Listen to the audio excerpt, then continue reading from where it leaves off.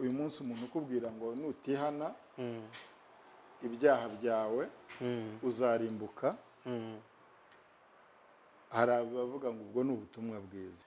umuntu ashobora kubaho yishimye muri iyi si cyane, birashoboka akagira amafaranga cyane, akagira abana cyane, akagira ubutunzi. Mbega none se inyigisho twigishwe zivuga ko hano si iwacu, turi abashyitsi, nyine ibyo tutabonye twihangane tuzabibonera iwacu, ntabwo uzemera? inyigisho bigishwa ni izindi zijyanye n'imirimo, ni izijyanye n'imirimo y'uko gukiranuka kwabo gushingiye ku mirimo bakora, ariko mu by'ukuri twabonye yuko hari ugukiranuka kundi kwahishuwe, kudaheshwa n'iki n'amategeko n'iki, ahubwo guheshwa n'iki no kwizera. Ko hari umuntu uvuga ati kwizera gusa ntabwo bihagije, ugomba kugira ibyo wongeraho ABCD, ariko kwizera ibyo Kristo yadukoreye birahagije, kandi bituma umuntu atekana akumva afite amahoro mu mutima. Hari igihe twibwira yuko ibyo Imana yadukoreye bifite akamaro mu gihe cy'ahazaza, mbese mu gihe cy'imperuka tuzajya mu ijuru. Ibyo ni byo nabyo, ariko Bibiliya yatubwire ngo mu gihe cya none. Kandi Pawulo aravuze ati ubuntu n'amahoro bibane namwe. Yarimo abwira Abagalatiya. Umuntu ashobora kuba muri iki gihe yishimye rwose. Yishimye, birashoboka, kandi ibyo bintu nibyo Imana yifuza, ni nabyo bizatuma izina ry'Imana rirushaho kwererezwa, kubera yuko haleluya. Ariko Imana kuko ari umutunzi w'imbabazi yaduhinduranye bazima na Kristo. Tuba dushaka kugira ngo tuvuge ubu buzima twaboneye muri Kristo Yesu. Niyo mpamvu Grace Abounds TV turi hano, no kugira ngo tukubwire ubu buzima, tubugusobanurire, ubumenye kandi ububemo. Hanyuma njyewe ndi Pastor Sam, twongeye kubana n'umutumirwa wacu tubana nawe kenshi cyane, Manase. Yego. Sonia Manase, akoze ko twongeye guhura mu kiganiro. Turakwishimiye cyane. Abantu barimo baragenda baryoherwa n'ubutumwa bwiza. Ndagira ngo n'uyu munsi twongere tuganire. Nibutsa abadukurikiye gukora subscribe, like. Ibyo bintu iyo mubikoze bituma ubutumwa bwiza bugera ku bantu benshi. Niba ububoneramo amahoro, niba hari ugukira, niba hari ukubohoka muri bwo, ugomba gusangiza n'abandi bantu. Iyo ubikoze rero bugenda bugera kuri benshi, ni byiza cyane kubikora. Nkabibutsa nanone ko ibiganiro byacu biterwa inkunga na Fine Builders Limited, ni company ikora ibigendanye n'ubwubatsi bwose, kubaka amazu, gukora amapla y'amazu,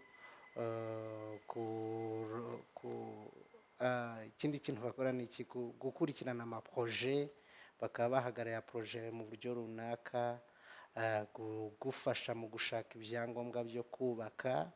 Ibyo byose baragufasha, bagereho, bagufashe. Nimero yabo wabahamagaraho, ariko reka nimero niyo twayishyiraho ngaho muri screen uraza kuyibona, ariko 0794 42 40 bahamagare.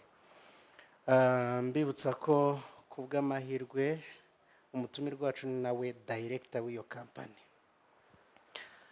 Manase, ntabwo uyu munsi tujya kure. Uhora utubwira ijambo ngo ukunda ubutumwa bwiza, ukunda ubutumwa bwiza. Yego. Nibyo ngibyo nshaka ko tuganira byonyine. Ubutumwa bwiza, ubundi ubwo kugira hari ubutumwa, hari ubwo iyo ubutumwa buhari haba hari n'uwatumye, utuma, n'utumwa n'ubutumwa.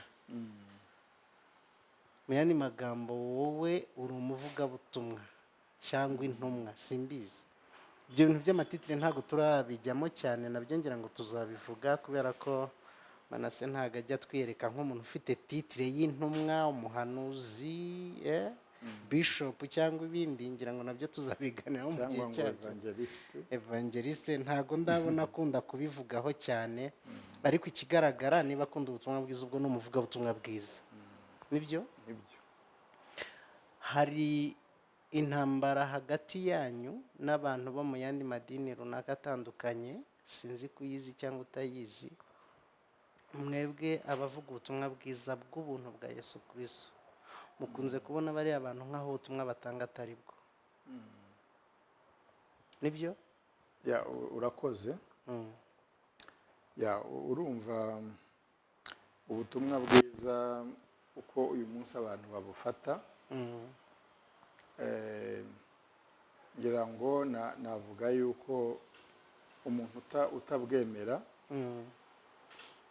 ni uko atarabumenya, kubera yuko nta muntu wakwanga ikintu cyiza, ko ubutumwa bwiza ni bwiza nk'izina ryabwo. Noneho dusubiye inyuma gato, Pawulo avuga ati ubutumwa bwiza ntibunkoze isoni kuko ari imbaraga y'Imana ihesha uwizeye wese gukizwa, uhereye ku Muyuda ukageza ku Mugiriki. Ati kuko muri bwo arimo gukiranuka kw'Imana kwahishuwe. Ni ukuvuga ngo ubutumwa bwiza busa nk'aho bwari buhishwe n'igihe cya Pawulo ndetse na n'uyu munsi, kandi mu by'ukuri ubutumwa bwiza buri mu ijambo ry'Imana muri Bibiliya, irasomwa uyu munsi, irasomwa mu matorero atandukanye, ariko ntabwo ariko ubutumwa bwiza ari bwo bwigishwa. Urugero, uyu munsi umuntu ukubwira ngo nutihana ibyaha byawe uzarimbuka, hari abavuga ngo ubwo ni ubutumwa bwiza, nubwo ari byo koko Bibiliya duhamagarira kwihana. Twigeze kubibona yuko ari uguhindura imyumvire, ni uguhinduka kw'imyumvire yawe, uburyo wibona yuko ibyo ukora cyangwa se ibyo ureka ari byo bizaguhesha ubugingo, ahubwo ukibona mu isura nk'iy'Imana ikubonamo, yuko wababariwe muri Kristo Yesu, ko Imana yiyunze nawe, uyu munsi nta rubanza iguciraho, ntiguciraho iteka. Twarabibonye. Rero nibyo abantu batihana bazarimbuka, ariko ubwo si ubutumwa bwiza, ahubwo ubutumwa bwiza ni ububagaragariza icyo Imana yabakoreye, sibyo? Rero Pawulo yavuga ati ni ubutumwa bwiza ntibunkoze isoni kuko ari imbaraga y'Imana ihesha uwizeye wese gukizwa, uhereye ku Muyuda ukageza ku Mugiriki. Ni ukuvuga ngo ubutumwa bwiza bukenewe n'abo bantu bose. Iyo bavuze Umuyuda nabigeranya n'Umukristo uyu munsi, wibwira ngo arabuzi cyangwa se ajya gusenga cyangwa ibyo abwirizwa n'ibyo. Noneho uwo ni Umuyuda n'Umugiriki. Umugiriki wamugereranya n'umupagani, umuntu mbese utitabira ibyo kujya mu rusengero. Aba bantu bombi ubutumwa bwiza barabukeneye. Ntanze urugero rwo muri Bibiliya, hari umugabo witwa Yayiro cyangwa Jairus, ari historie iboneka muri Mariko igice cya 5. Uwo mugabo yari arwaje umwana we w'umukobwa, arembye. Araza aho Yesu yari ari, aramutakambira, aramubwira ati ndashaka ko waza ugasengera umwana wanjye, ararwaye, ararembye. Yesu araza. Bari mu nzira bagenda, noneho haza intumwa zimubwira ngo wirushya Yesu, uramuruhiriza ubusa, akana kapfuye. Urumva, yari inkuru y'incamugongo, ariko Yesu yabwiye uwo mugabo ati wowe izere, izere uwo mwana wawe arabaho. Barakomeza, ubwo ndavuga imbuto zimwe mu bigize ubutumwa bwiza. Barakomeza, bagezeyo basanga abantu barimo bararira cyane, bararira kubw'uwo mwana wapfuye. Noneho Yesu arababwira ngo ntabwo yapfuye, arasinziriye. ba bandi bariraga ahubwo baramuseka, nko ko bamuseka ko nta makuru afite. Yinjiye mu nzu, bamufashe nk'uvuga ibyo atazi, nk'ibyo atazi. Yinjiye mu nzu aho uwo mwana wapfuye ari n'intumwa ebyiri. Noneho asengera uwo mwana, umwana ahita azuka. Amufata ukuboko aramubabwira ati mumuhe icyo kurya. Arangije aravuga ati iyi nkuru muyiceceke ntimuyivuge. Ariko mu by'ukuri ibyo bintu byari bigoye, aho barayisakazaga kuko yabaga ari inkuru nziza. Rero ubutumwa bwiza n'imbaraga z'Imana zikora bimwe muri ibyo mbese byihebesha isi. Harimo icyo cy'uburwayi, urupfu rutunguranye nk'urwo rw'umwana muto. Rero uwo muntu yabikoreye yari umuyuda, yari umukuru w'isinagogi. Namutanzeho urugero nk'umuntu umwe mu bantu bibwira yuko nyine ubutumwa bwiza wenda hari abavuga bati mugende mubwigisha abapagani, twebwe turabuzi. Ariko mu by'ukuri nabo barabukeneye, bashobora kuba babukeneye ariko nabo batabizi, kuko imbuto zabwo nabo zikwiye kubageraho. Urumva uwo muntu rero, muri urwo rugo rw'uwo muntu ibyo ari byo byose, uwo munsi mu rugo rwe hatashye ibyishimo n'umunezero, yego, kubw'igikorwa Yesu yakoze. Rero ubutumwa bwiza burakenewe, yaba ari rero Yesu niwe ntangaho nyine urugero. Uribuka ko rubanda giseseka kubera ko aribwo yigishaga. Aba bitwa abapagani batajyaga bajya gusenga icyo gihe, aho yajyaga mbese baramukurikiraga, ku buryo Yesu hari n'igihe yabakwepaga wenda agiye gusenga, agiye kwiherera n'Imana. Ariko nta gihe crowd cyangwa abantu batashakaga kumukurikira, ndetse n'intumwa byaje kubabaho. Rero ubutumwa bwiza ni imbaraga y'Imana ihindura ubuzima bwo mu isi tubayeho uyu munsi. Iyo tuyifate nka definition, oya turacyakomeza. Ndimo ndagaragaza uburyo ari bwiza nyine. Rero Yesu dusomye nko mu gice cya 4 cya Luka, umurongo wa 18. Luka igice cya 4 umurongo wa 18. Asome. Aravuga ngo umwuka w'Uwiteka ari muri jye, yego, nicyo cyatumye ansigira kugira ngo mbwirize abakene ubutumwa bwiza. Yantumye kumenyesha imbohe ko zibohorwa, n'impumyi ko zihumuka, no kubohora ibisenzegeri, no kumenyesha abantu iby'umwaka umwami agiriyemo imbabazi. Yego, urakoze cyane.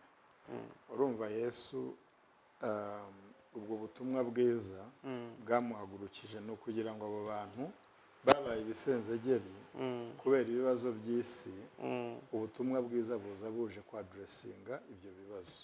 Urumva ibyo twe tumaze kuvuga ni rumwe mu rugero mu byo Yesu yakoze byinshi, ndetse n'intumwa ze zakoze byinshi. Uyu munsi rero umuntu wakiriye ubutumwa bwiza cyangwa se ubwemera akanabwizera, izo mbaraga z'Imana ziba manifested mu buzima bwe. Rero ubutumwa bwiza uko wabubazaga, sibyo, ni wenda urugero natanga niyo tutajyayo. Hari ababembe bari ku marembo y'i Samariya, bari 4 mu bami ba kabiri, ndumva mu gice cya 4 ngira ngo niba atari cya 7. Noneho bari bashonje, bari bamaze igihe batarya. Baratekereza bati nitujya mu murwa turapfirayo kuko ntacyo kurya kiriyo, kuko inzara yari ikabije, ndetse bamwe barya n'abana babo. Aravuga bati hepfo hari Abasiriya n'abanzi babo, ariko bafite ibyo kurya. noneho baravuga bati aho kujya muri uyu murwa turagwayo, inzara iratwica kandi aho turi nanone turahagwa, reka tujye hariya hepfo mu rugerero rw'Abasiriya. Baragenda bagezeyo, Imana ikora igitangaza, benda kugerayo abo babembe bane, Abasiriya bakumva imirindi y'abantu benshi cyane, bakumva ari ingabo zibateye, barahunga. Ubwo bagezeyo basanga nta muntu uhari, noneho bararya baranywa, bafata ifeza n'izahabu bajya kubika. Barabika, n'undi munsi barongera, bageze baravuga batari ku inkuru nziza ntabwo dukwiye kuyihererana, sibyo? Reka tugende tuyibwire bagenzi bacu. Baragiye barayibabwira, nabo baraza, bararya baranywa, barishima. I'm cutting the long story short. Urumva rero mu by'ukuri ubutumwa bwiza buza bwadressinga ikibazo gikomeye gihari. Urumva uyu munsi hari ikibazo cy'icyaha cyafectinga isi yose, noneho n'abitwa abakristo nabo icyo kibazo kirabafectinga, kibageraho, sibyo? Rero ubutumwa bwiza ni ubutubwira ibyo Kristo yadukoreye. Urumva ni ukuvuga ngo Yesu yashatse, yakemuye ikibazo isi yagize cy'icyaha n'ingaruka zacyo, Imana igikemurira muri Kristo Yesu. Ibyo bintu rero ni byiza kubibwira abantu, kuko ni ibintu byakozwe. Uyu munsi turabyakira gusa byararangiye, nta ruhare tubigiramo. Ntabwo ibyo bintu ntabwo ari imirimo dukora, ahubwo ni iby'Imana yagize yadukoreye muri Kristo Yesu. Mfite ikibazo cyoroshye kandi gikomeye. Yego. Mu murongo wadusomeye muri Luka 4:18, Yesu we niwe ubyivugiye. Aravuga ngo yaje kubwiriza abakene ubutumwa bwiza. Ugiye kuduha urugero rw'ababembe. Noneho kubera iki umuntu abwirije gutya? Wowe ushonje, Imana irakugaburiye. Wowe barimo kwirukana mu nzu, Imana ikwishyuriye inzu. Wowe wambaye ubusa, Imana irakwambitse. Imana igiye kukuvana mu cyaro, igiye kugutuza i Kigali. Kuki ibyo bintu bifata nk'aho atari ubutumwa bwiza? Ubundi ibyo bintu Imana yanabikoze kera muri Kristo Yesu, sibyo? Twabonye hari igihe twigeze kubona yuko Imana yatugize abakire. ngo we yari umukire, uwari umukire yahindutse umukene, ngo twe tuba abakire, binyuze muri we tube abakire. Ndabyibuka ubivuga. Uwari umurwayi, urumva n'izizo nzu, sibyo? Ntabwo bibaye kubera uwo umuhanuzi ubivuze ubwo ngubwo. Niyo mpamvu tunigisha ubutumwa bwiza. Byabaye kera. Ahubwo iyo umuntu abyizeye uyu munsi, abarabyakira bikaba ibye, sibyo? Ntabwo bizanwe n'uwo muntu urimo ubivuga, ahubwo byakozwe n'Imana kera. Ubundi ubutumwa bwiza butwereka ko ibyo uyu munsi ducamo tunifuza kugeraho, Imana yarabiduhaye muri Kristo, in our spirit, mu mwuka wacu. Ibyo bintu turabifite, turabitunze, ariko ntabwo amaso yacu arahweza ngo tushobore kubisobanukirwa ko ibyo bintu tubifite. Kuki mudashaka umuntu abigira ikibwiriza, n'ubigize ikibwiriza mukabona nk'aho atarimo kuvuga ubutumwa bwiza, hanyuma mwebwe mukavuga Kristo gusa? Igihe ikibazo ibyo bintu mbifiteho ni umuntu ubivuga yuko bibaye ubwo ngubwo, cyangwa se uwo muntu ubivuze ari we ubihaye uwo muntu, kandi mu by'ukuri Imana yarabiduhaye kera. Imana yabiduhaye kera, ni ibyacu muri Kristo Yesu. Ni ukubaho gusa umuntu anezejwe nabyo, sibyo? Ntabwo bibayeho kubera yuko uwo muntu abivuze. Ni ibintu Imana yaduhaye kera. Yego. Sinzi niba nabanyibaje neza. Wavuze mu bibazo wavuze biba bikomeye, wavuzemo ikibazo cy'icyaha. Numva ni nk'aho ari cyo ubona nk'aho ari cyo gikomeye gusa. Oya, ntabwo ari cyo gikomeye gusa. Ubundi ikibazo cy'icyaha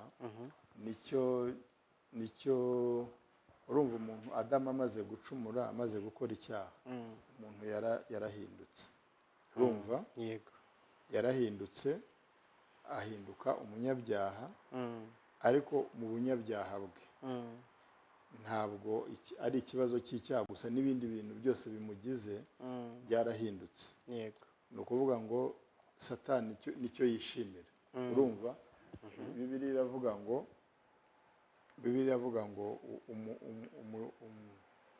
ngo muri Yohana 10:10 avuga ngo iki ngo umujura ntazanwa n'ikindi exactly avuga ngo keretse kwiba kwica no kurimbura nicyo Satani kimunezeza ngo ariko Yesu yaje kugira ngo zibone ubugingo kandi bwinshi dufashe urugero rwa Yobu iriya sitori ya Yobu ifite icyigisho gikomeye ni ukuvuga ngo Satani we mbere y'uko yatwara ubugingo bwawe arabanza akagukokora inshuti zawe urumva inshuti Yobu inshuti zarabanje zimushiraho amatungo habanje amatungo n'ubutunzi bwe biragenda hakurikiraho urubyaro n'inshuti biragenda none hakurikiraho uburwayi umubiri we urarwara cyane ko birivuga ko yageze aho ajya yishimisha urujyo buri icyari gikurikiyeho kwari ugutwara ubuzima bwe so ibyo bintu byose rero Satani n'intwaro ze n'intwaro akoresha ibyo byabaye kuri Yobu hari uwo Imana Satani yateje ubukene ariko mu by'ukuri end result aho aba ashaka kuganisha ni ugutwara ubuzima bw'uwo muntu rero ibyo bintu byose uyu munsi ndashimira Imana ko mu butumwa bwiza biduha ubutware burwanya ikintu icyo ari cyo cyose twatejwe na Satani yaba ari ufite ikibazo cy'ubwo bukene cy'uburwayi n'ibindi byinshi ibyo bintu byose Imana yarabidukijije muri Kristo Yesu amen ndashaka ko tugana ku musozo w'ikiganiro kuko uyu munsi nashaka kugira ngo utubwire ubutumwa bwiza icyo ari cyo ni ubuhe butumwa bukwiriye kuvugwa ndumva ubivuze keretse hari mesaje y'umwihariko cyangwa se ukakivuga mu magambo make tugasoza ikiganiro kuko nk'uko abakunzi bacu babizi buri munsi turaza niyo mpamvu rero dukoze ikiganiro kigufi ntacyo bitwaye kubera n'izindi gahunda zihari abantu ntibishimira yuko Imana yiyunze natwe abantu bakwiye kwishimira yuko muri Kristo Yesu twahawe ubugingo buhoraho yego uyu munsi Imana yadusubije ubuzima yifuzaga ko tugira na mbere y'icyaha ko cyiza nashishikariza abantu gukomeza kugira iyo nyota yo gushaka kumenya ubutumwa bwiza bwa Yesu Kristo bakarushaho kunezezwa n'icyo Kristo yabakoreye kandi wenda dusoza hari umurongo twasoma uri mu Bagalatiya igice cya mbere umurongo wa 3 n'uwa 4 Abagalatiya igice cya mbere umurongo wa 3 n'uwa 4 hatubwira yuko ibyo Imana yadukoreye haravuga ngo ubuntu bube muri mwe n'amahoro biva ku Mana Data wa twese no ku Mwami wacu Yesu Kristo witangiye ibyaha byacu ngo aturokore iki gihe kibi cya none nk'uko Imana Data wa twese yabishatse urakoze hari igihe twibwira yuko ibyo Imana yadukoreye bifite akamaro mu gihe cy'ahazaza, mbese mu gihe cy'imperuka tuzajya mu ijuru.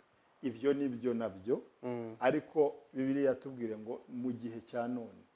Kandi Pawulo aravuze ati ubuntu n'amahoro bibane namwe. Yarimo abwira Abagalatiya. Umuntu ashobora kuba muri iki gihe yishimye rwose. Yishimye birashoboka, kandi ibyo bintu nibyo Imana yifuza, ni nabyo bizatuma izina ry'Imana rirushaho kwererezwa, kubera yuko imbaraga z'Imana ziri mu butumwa bwiza zizigaragaza mu isi, noneho isi kongera ikabona uburyohe buzanwe n'imbaraga z'ijambo ry'Imana mu butumwa bwiza. Rimwe na rimwe uranshanganyikisha, nk'ubu nabwiye abantu ko tugiye gusoza, ariko haje ibibazo bibiri kandi numva birihuta kandi biba bivuye mu byo uvuga. Icya mbere, yego, umuntu ashobora kubaho yishimye muri iyi si cyane, birashoboka, akagira amafaranga cyane, akagira abana cyane, akagira ubutunzi, mbega none se inyigisho twigishwe zivuga ko hano si iwacu, turi abashyitsi, nyine ibyo tutabonye twihangane tuzabibonera iwacu, ntabwo uzemera? Izo nyigisho ni inyigisho tumenyereye zo mu madini, ariko ntabwo ari zo nyigisho z'ubutumwa bwiza, kuko Yesu yazanywe no kumaraho imirimo ya Satani. Ntabwo azayimaraho muri icyo gihe cya Yesu nagaruka, ahubwo umurongo tumaze kwiga utweretse ko ari no guhera uyu munsi. Amen. Ni uguhera uyu munsi, ntabwo ari icyo gihe.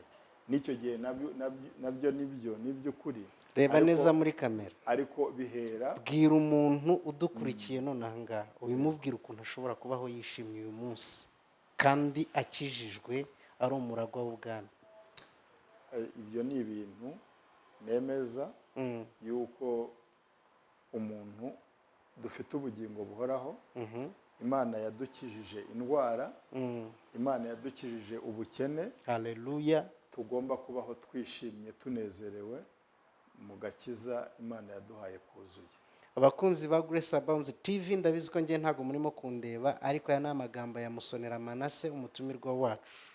Ugomba kuba muri isi wishimye, ufite amahoro, ufite amafaranga, ufite aho ubayeho mu buzima bwiza, utabaye nk'umuntu w'indushyi wagowe byayobeye. Icyanyuma nacyo nagikuye mu byo yavuze, ndahita nsoza noneho rwose. Wakomeje kuvuga ku bugingo buhoraho.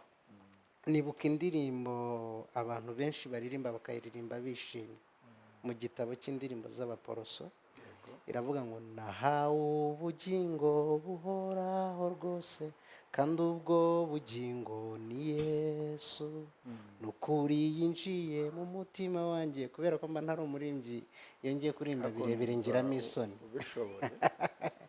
Kubera iki ibyo bintu mu kubiririmba abantu babiririmba bishimye, iyo bivuye mu gitabo cy'indirimbo abiririmba yishimye, ariko abimubwira ubikuye muri Bibiliya akarakara, akakwanga, akakubona nk'aho wavangiwe, nk'aho urimo kuyobya abantu. Ubundi Yesu yaravuze ngo muze mwese abarushye n'abaremerewe ndabaruhura. Hari imitwaro rero abakristo bafite bikorezwa n'inyigisho bahabwa mu madini, ariko izo ni inyigisho z'abantu, ntabwo ari inyigisho z'Imana. Ko Bibiliya itwerurira neza yuko twahawe ubugingo buhoraho, urumva, turabera n'abaziranenge muri Kristo Yesu. Mbese ntabwo nzi ko mvise ikibazo neza Manase. Yego. Iyo babiririmba bishimye. Yego. Ariko iyo ubibabwiye unabibabwiye ubikura muri iyo ndirimbo barabyishimira, bagakoma n'amashyi, bakumva bafashijwe. Ariko kuki mwebwe iyo muje kubivuga mukoresheje Bibiliya bavuga ko muyobya abantu? Mu by'ukuri icyo kintu sindagikorera ubushakashatsi. Njye narakibonye kandi ndakizi, kuko ni byambayeho nanjye kenshi. Byakubayeho? Apana rimwe. Apana rimwe. Ngewe rwose icyo kintu ngewe mbona ni ukubera uko bigishwa. Mu ndirimbo birimo, sibyo? Mu ndirimbo birimo, kandi no mu ijambo ry'Imana birimo, ariko ntabwo babyigishwa ngo babisasire, sibyo? Inyigisho bigishwa ni izindi zijyanye n'imirimo. n'izijyanye n'imirimo y'uko gukiranuka kwabo gushingiye ku mirimo bakora, ariko mu by'ukuri twabonye yuko hari ugukiranuka kundi kwahishuwe kudaheshwa n'iki n'amategeko n'iki, ahubwo guheshwa n'iki no kwizera. Ko hari umuntu uvuga ati kwizera gusa ntabwo bihagije, ugomba kugira ibyo wongeraho ABCD, ariko kwizera ibyo Kristo yadukoreye birahagije, kandi bituma umuntu atekana akumva afite amahoro mu mutima, ko afite ubugingo buhoraho. Amen. Imana iguhe umugisha. Turimo dusoza ikiganiro kubera ko ngiye mpise nibuka indirimbo nyinshi kuri ibyo nari nkubajije. Hari igihe nzaza nagiye nzandika hamwe nkubwire nk'iyitwa narakijijwe y'uwitwa Daniela nande n'umugabo we izina James na Daniela ivuga narakijwe, abantu barayikunda, ariko babibabwira bivuye muri Bibiliya bikaba ikibazo. Hari iyo nkubwiye mu gitabo cya Poroso, hari indi ivuga ngo utarigeze kumenya icyaha Imana yamuhinduye icyaha ku bwanjye. Wabiririmba bakishima, wabisoma bakababara. Nzakuzana indirimbo nyinshi, urutonde abantu baririmba bishimye ariko badashaka kwemera ayo magambo. So reka dusoreze ikiganiro ahangaha, tuzabikoraho ubutaha, turacyahari. Ubutumwa bwiza buryoha busubiwemo, tuzakomeza no kuri izo ndirimbo, nta kibazo tuzazivugaho, ariko ubutumwa bwiza buhora ari bwiza. Amen. Ngewe hostinze ikiganiro ndi Pastor Sam. Ibiganiro byacu biterwa inkunga na Fine Builders Limited, ni company ikora iby'ubwubatsi. Wayisanga hano i Remera imbere neza ya BK Arena. Mutumire Samusonera, wakoze kubana natwe. Wakoze cyane. Imana iduhana umugisha. Mwibuke gukora subscribe, like, share, ibyo byose biri mu butumwa izi video zigera ku bantu benshi. Imana iduhana umugisha. Wakoze cyane.